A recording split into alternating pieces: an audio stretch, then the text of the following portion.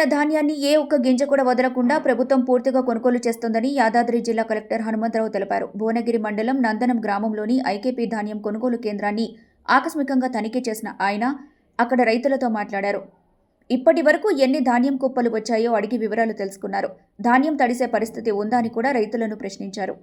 ప్రభుత్వం తరపున టార్పాలిన్లు అందజేసినందున ధాన్యాన్ని వాటిపై ఆరబెట్టాలని సూచించారు.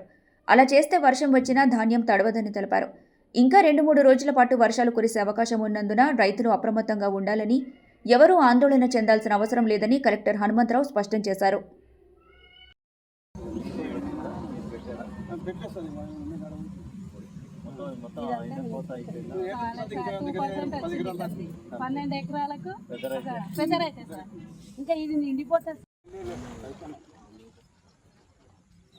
ఎండ వెళ్తుంది అందుకని పక్కకి వస్తున్నాం సార్. తెలుసుకొని రేపు ఉంది మరి జప్పని నీకు వర్షం వస్తున్నాడు వెంబడే కప్పిర్రా?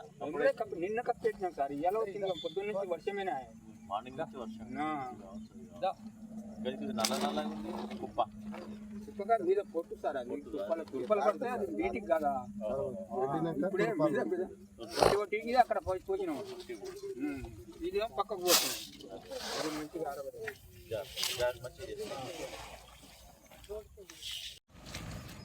వర్షం పడుతున్నాడు మంచి కప్పుకున్నారా అంటున్నా? కిందికి వెళ్ళినాయా? ఇంతమంది పట్ల కట్టినాం. కింద కూడా పట్ట ఉంటుంది కదా మనకి. పంట మీద పట్టినాం అన్నది. ఎక్కడికి వెళ్ళి వచ్చిన వరద కిందికి వెళ్ళి కింద కూడా పట్ట ఉంటుంది కదా.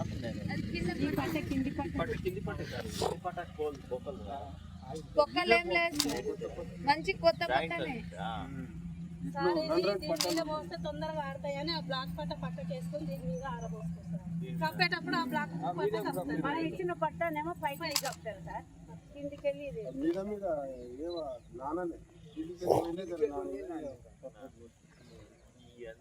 రాలే కదా మరి కొద్ది చేస్తారు గాలి ఎక్కడ ఇదే అందరమేనా? ఎంత ఎకరన్నా? 4 ఎకరాలు బాగానే పడి కొంత మా ఇచ్చారు అసలు రాలేగా. ఇప్పుడు రాలే. 4 ఎకరాలు 2 ఎకరాలు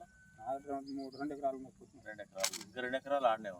ఇప్పుడు ఈ వర్షానికి 2 ఎకరాల మరి వర్షం తగ్గినాకనే కాపీ తగ్గినాకనే అంటే అది ఇంకా కాలే అయింది. కానీ వర్షానికి అన్ని ఒకసారి ఆడే కదా సార్. ఇబ్బంది అవుతుంది. కొద్ది కౌలు ఎంత ఇవ్వాలా మీరు మీ పట్ట?